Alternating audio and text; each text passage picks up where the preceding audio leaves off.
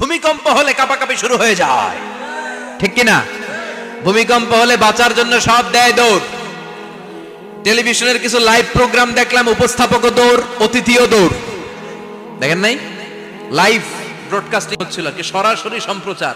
যখন দেখা যাচ্ছে চেয়ার কাঁপতেছে, উপস্থাপক দৌড়, আর মেহমানরা বসে আছে মাইক নিয়ে। কিছুক্ষণ পরে আরো কাঁপাকাঁপি বেড়ে গেল, মেহমানও দৌড়। কথা কন।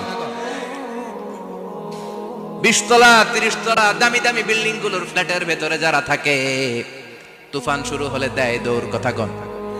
ভাড়াটিয়ারা দৌড়ায়, বাড়িওয়ালারা দৌড়ায় না। নিজের বাড়ি তো, এই জন্য দৌড় দেয় না। নাকি ভূমিকম্প হলে ভাড়াটিয়াও দৌড়, বাড়িওয়ালাও দৌড়? র্যাবের প্রধান দৌড়, পুলিশ প্রধান দৌড়, শুধু প্রেসিডেন্ট আর মাননীয় প্রধানমন্ত্রী দৌড়ায় না। কথা কন।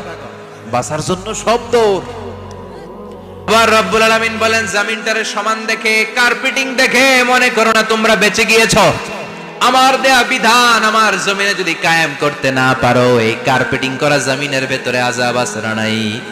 এই পুরো জমিনের ভেতরে আছে আগুন আর আগুন।